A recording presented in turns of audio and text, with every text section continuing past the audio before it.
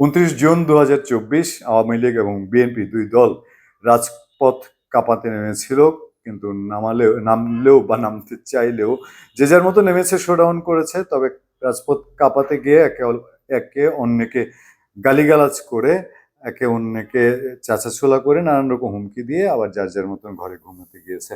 তাতে কার কি লাভ হয়েছে জানি না, আওয়ামী লীগেরই কি লাভ হয়েছে, বিএনপির কি লাভ হয়েছে, তবে জনগণের ঘোড়ার আন্ডা।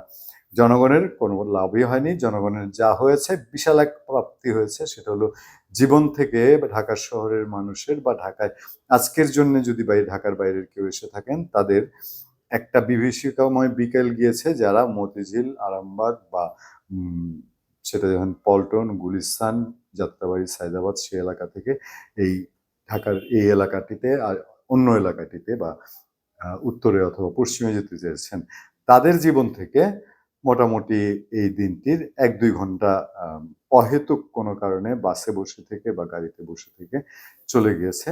লাভের লাভ তেমন কিছুই হয়নি।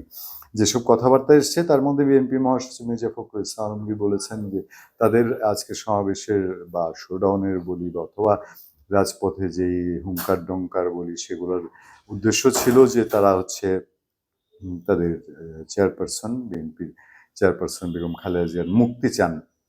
গ্রেপ্তারের প্রায় 6 বছর পর, প্রায় 6 বছর পর তার আটকের মুক্তি চান। তখন তিনি মৃত্যুর সঙ্গে পাঞ্জা নড়ছেন।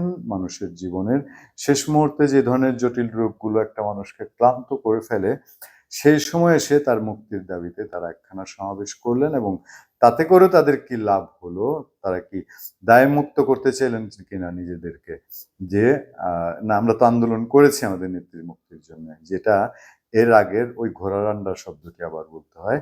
বেগম খালেদা জিয়া জেলে যাওয়ার পর কেন্দ্রীয় নেতৃত্ব তার কর্মীদেরকে সেই রকম কোনো নির্দেশনা দিতে পারেননি, কোনো গাইডলাইন দিতে পারেননি, তেমন কোনো আন্দোলন কর্মসূচিও দেননি, কোনো মানে একটা বড় রকম যে শোডাউনের চেষ্টা, সেই চেষ্টাটাও করেননি খালেদা জিয়াকে মুক্ত করার জন্য। কিন্তু এখন বলছেন যে বিএনপি মহাসচিবের আজকের সমাবেশে বক্তব্য হলো যে খালেদা জিয়াকে মুক্তি না দিলে পরিণতি হবে ভয়াবহ।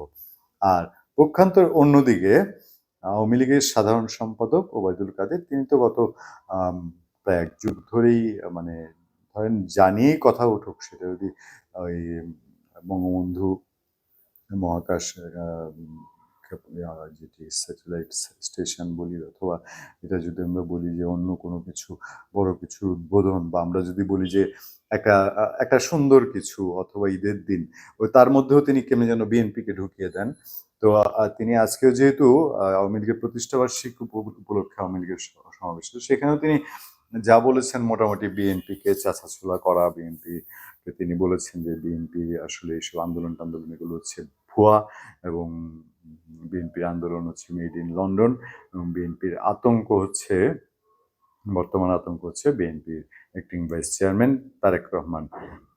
এই জায়গাটিতে একটু অবশ্য অনেকেই প্রশ্ন রাখেন যে হ্যাঁ, তারেক রহমানের নেতৃত্ব, তারেক রহমানের ডিসিশন এবং লন্ডনে বসে থেকে বিএনপির মতো একটি দল চালানো, এবং কর্মসূচিগুলো যেগুলো গিয়েছে, সেই কর্মসূচিগুলো আদতে কতটা সঠিক ছিল, কতটা নেতাকর্মীদেরকে মনপুতভাবে তারা যে মন মানসিকতা, যেই স্পিড নিয়ে আন্দোলনের জন্য রাজধানীতে এসেছিলেন, সেটা পূর্ণ করার মতো ছিল, এটা নিয়ে প্রশ্ন আছে। কিন্তু আর বাদ বাকি আওয়ামী লীগ সাধারণ সম্পাদকের যে কথাবার্তা, সেগুলো হলো বিএনপিকে ধোলাই দেওয়া কথাবার্তা। তিনি বারবারই বলেছেন বিএনপি এই করেছে, সেই করেছে, বিএনপি এই হবে না, সে হবে না, বিএনপি চেয়ারপারসন খালেদা জিয়ার সঙ্গে গণতন্ত্র চায় না, এরকম নানান রকম কথাবার্তা বলেছেন।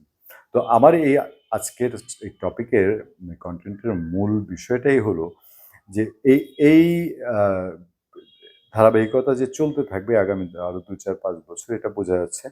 বিএনপি এরকম লোকজন নিয়ে, তার দলবল নিয়ে মাঠে নামার চেষ্টা করবে। আওয়ামী লীগ পাল্টা তার শান্তি সমাবেশের নাম দিয়ে তার লোকজন নিয়ে, দলবল নিয়ে মাঠে থাকবে থেকে, তারপরে একটা সময়ে যদি ওই আবার 28 অক্টোবরের মতো একটা ঘল্লুঘট লেগে যায়, শেষ তো গেল পুলিশের উপর দিয়ে মূল ঝড়টা, পুলিশকে সামলাতেও হলো, আবার পুলিশের একজন সদস্যকে নির্মমভাবে জীবনও দিতে হলো। এবার কিনা জনগণের কোনো মূল্য দিতে হয়, সেই ভয়টাই আমাদের মধ্যে সবসময় থেকে যায়। ধন্যবাদ সবাইকে। ভালো থাকবেন, সুস্থ থাকবেন। আবার দেখা হবে, আবার কথা হবে।